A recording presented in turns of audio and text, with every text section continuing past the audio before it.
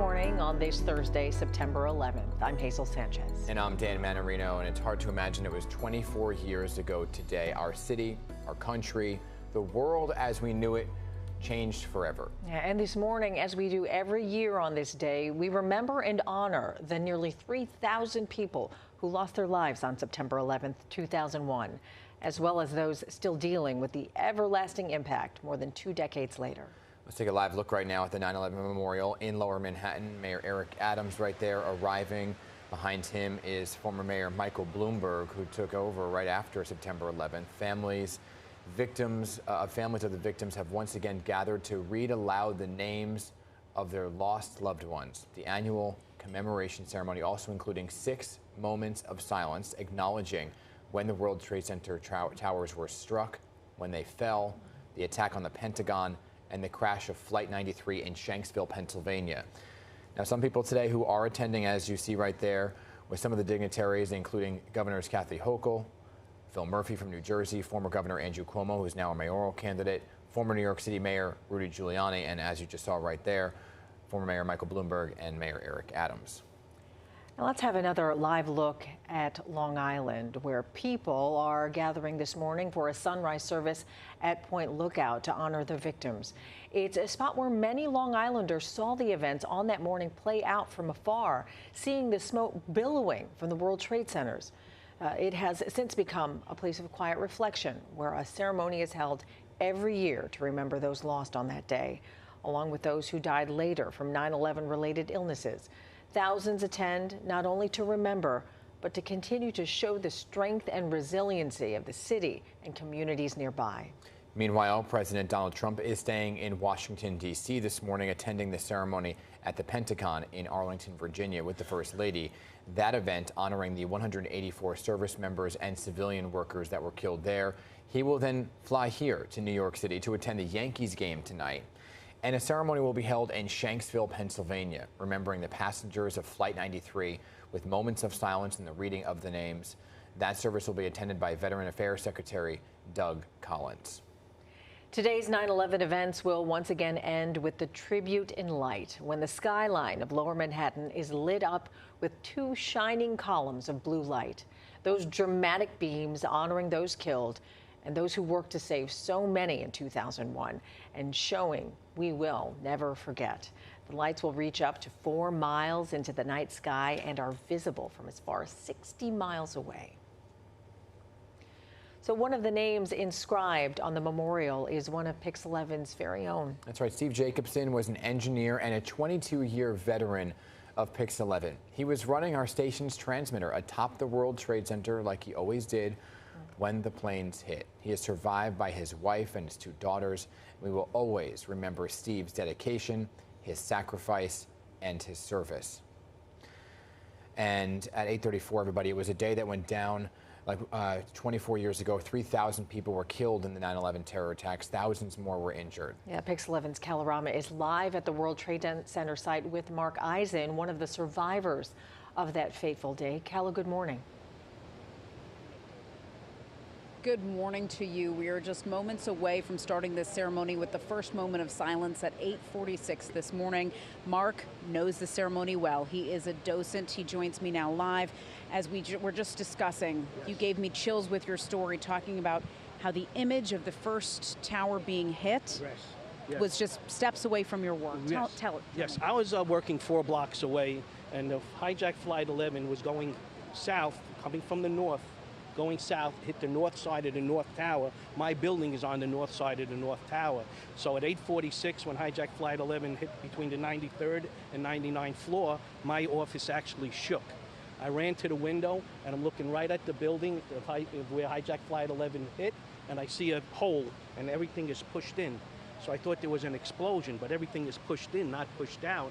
So I didn't even realize, I couldn't comprehend what was happening. But I worked for a communications company in a communications building, so they thought we're targeted. So they actually evacuated us right away. And what you remember is no one could make a phone call that day. That is correct. And I worked for a communications company. My wife didn't know I was alive until about 6:30 at night. You had a better chance of hitting the lotto 3-4 times in a row than making a call on that day. stress of it all. And now all of this has brought you to be a docent. You said this was your calling. Yes, yes, I'm sorry. Yes, it was my calling. After a few months, after they built the plaza, they were looking for volunteers. I actually saw a little hanging on a pole, because, you know, internet back then, and I called them up, they volunteered. I started up here on the plaza level for 3 years, and then the museum opened in May of 2014. In January, they asked if I wanted to take more classes, so I did. I took more classes, learned more, and I became a docent, and now I'm downstairs. So I've been here 14 years. I'm pretty tenured volunteer here. I've been What's interesting is 24 years later, we talk about how you remember. I remember so many of us reported on that fateful day. Right. But now we're seeing the next generation come in, Yes. the grandkids who weren't even alive. Yeah, they don't yes. remember. They don't, yes, correct. But your job is to really keep that memory alive. Correct. My mission, or the museum's mission, is commemorate, inspiration, and also educate. So telling about the 2,983 total names going around the pool, 2,977 were killed on 9/11, the other 6 were killed in the bombing. So to commemorate their names, their stories, because everybody had a story, they're just like you and me. Inspire, because of the first responders, how they worked tirelessly to try to find survivors, and the unity that, you know, that the Americans and the whole world actually showed. And then finally educate. We want to keep educating what and how happened here, so the younger generation could understand. The museum has an education center. They have a lot of stuff online where kids could go on and learn about 9/11, you know, in their own way. I said to you every time I come down here, and it's been many, many times, even Right. to take friends who are visiting, right, to show them, it still takes your breath away every time you see it. But you said interesting things that you want to let people know that this is not even the exact measurements of the tower. That is correct. The middle of the pool is the middle of the building, but technically the buildings were wider. Now, they couldn't do that because they would move Greenwich Street, so they didn't want to, ruin the street. Now, the north pool, they could have made bigger. They had the room, but you can't have the Twin Towers and have one pool like this and one pool like that. But like I said, there's no coincidences on the plaza level. If you look at the first tree line that's going around each pool, that marks the exact width of the towers. So they didn't even want to leave that measurement out. So a lot of people come up that worked in the buildings, had families, said, I thought they were bigger. Well, they were, but they didn't want to leave that measurement out. And there's many, many other things that is going around on here that people really don't know about, and that's my job to tell them. And of course, if you go visit the museum, then you'll learn all about those yes, things. please come and visit us. Yes, please, please. Learn about 9/11, please. Thank you. Mark Eisen, you're such a pleasure to talk to. Thank you very much. We thank you so much for your time. Thank you very much. Thank you for being Thank here. you very much, guys. Okay, we're live outside the memorial. As I mentioned, the first moment of silence, 8:46 this morning. As Dan and Hazel had mentioned, so many people arriving, going through security. We're live. We'll send it back to you.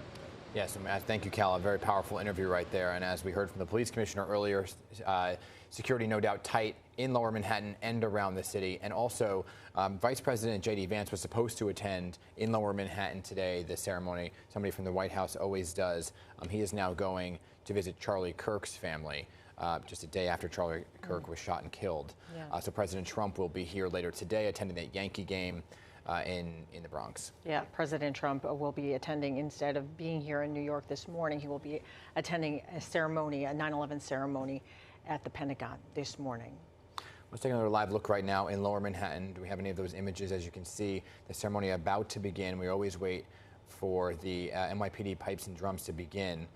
So we saw many of the dignitaries arriving. Former Governor Andrew Cuomo was there talking to former Mayor Rudy Giuliani, who is wearing that brace from his recent car accident. But he always says it is important to be in Lower Manhattan on a day like today. So even though he is still recovering from that car accident, he made his way to Lower Manhattan today. Yeah, and it may be 24 years later, but and so much has changed, but still so much has stayed the same. Our feelings of loss 24 years later.